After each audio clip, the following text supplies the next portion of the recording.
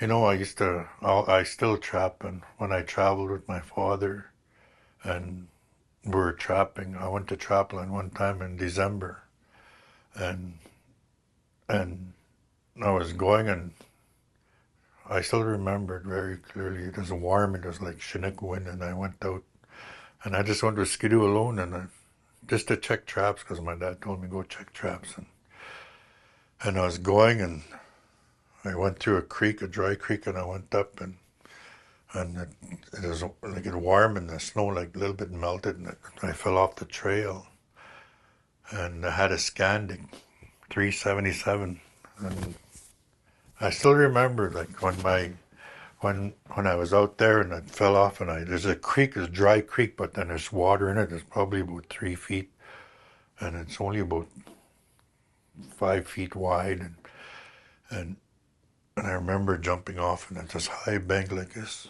and I remember jumping off, and there was only thin ice, and so I jumped off, and the skidoo slid backwards, I guess, and I fell in, and the skidoo come behind me, and I was there probably an hour, 2 hours trying to pull it out. I put stick in the throttle, and I kept trying to pull it out. The front never sunk, it stayed on. I kept it up on top, and out of the blue, Donald Vigana came, just like somebody knew I was in trouble,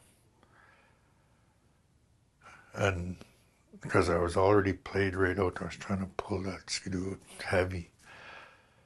And once I seen him, I go, wow, thank you. And it's like it's Chinook wind, it's warm, but then it's getting late. And I was there already a couple hours trying to pull it out, and I tried, and just because he always go through the pretty much cross lines, and he going to his house, and he came, and holy cow, right on. I was so played out, and I was soaking wet, and me and him, I pulled it out, and he said, "You go straight home. You're soaking wet." He said, "Don't stop. You go." So I did that, and that was the biggest relief when I seen him. When I seen him come to me, that's one story I'll share, is that when he came to me, and he just like somebody said it, somebody, it's like I was in trouble, and they like Sensed it. senses, huh? So that's my story of that, and I thanked him. I gave him a big hug, and I thanked him, and he was like, when he seen me, he came up to me right away, and because I was played out, and right away okay, we're gonna get it out, and after I got it, I gave him a big hug, and I thanked him, and he said, "You go straight home, don't stop," because I was soaking wet, and that was my story of when growing up. I don't want to share with Wow. you. That's I like how you said it was just almost like a sense, huh? Yeah, it's like a Just sense the way like he they showed up. knew I was in trouble. Someone knew I was in trouble, and he showed up out of the blue, and like, holy cow, right on. I probably 15, 16. 15 or 16. So your lesson was what that time? My What did you lesson learn was from? was to, always watch what you do, be careful what you do, and always have a clear mind of when you're traveling. Always think safety, and that's a lesson I learned, and I'm teaching my kids and my grandchildren now. I've always, be prepared for anything, everything, because anything could happen to you out on land if you're traveling. You know, dress warm.